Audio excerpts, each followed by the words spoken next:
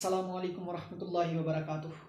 आशिकान मिलाद, आज आपकी बारगाह में हम ये अर्ज़ लेकर आए हैं कि माह रबीउल अव्वल आप मना रहे हैं, बड़ी धूमधाम से मना रहे हैं। बहुत सी जगहों पे सजावटें हो रही हैं, बाज़ारों में, गलियों में, मोहल्लों में, लोगों के घरों पे सजावटें हो रही हैं। माशा अल्लाह, अल्लाह ताला इसमें खूब बरकतें अता फरमाए।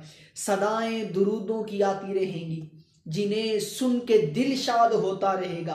खुदा अहले सुन्नत को आबाद रखे, नबी जी का मेलाद होता रहेगा। अगर जो मैं शुरू में एक बात आपसे की थी उसी को लेके चल रहा हूं। बात यह थी कि हुजूर का मेलाद मनाने के साथ साथ हुजूर अलैहिस्सलाम की सीरत को भी इख्तियार किया जाए। तो हम जानना चाहते हैं कि हुजूर की सीरत में बहुत खूबसूरत चीज़ क्या है। तो वो है हुजूर अलैहिस्सलाम का कुरान की तिलावत करना। ठीक, हुजूर अलैहिस्सलाम कुरान पाक की तिलावत किया करते थे, जिसको सुनकर बहुत से कुफ्फार इस्लाम कबूल कर चुके और वो मुसलमान हो गए। तो हम कुरान की कितनी तिलावत करते हैं? हम नबी का मिलाद मनाते हैं, मगर क्या हम कुरान की तिलावत करते हैं?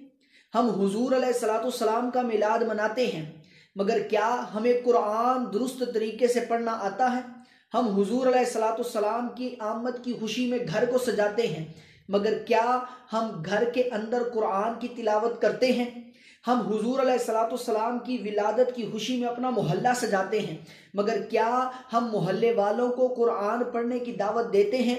हम हुजूर के आमद की खुशी में पूरा शहर सजाते हैं, मगर हम गौर करें कि हमारे शहर में कितने ऐसे लोग हैं जिनको दुरुस्त अंदाज से कुरान पढ़ना नहीं आता, और अगर आता है तो पढ़ते नहीं हैं।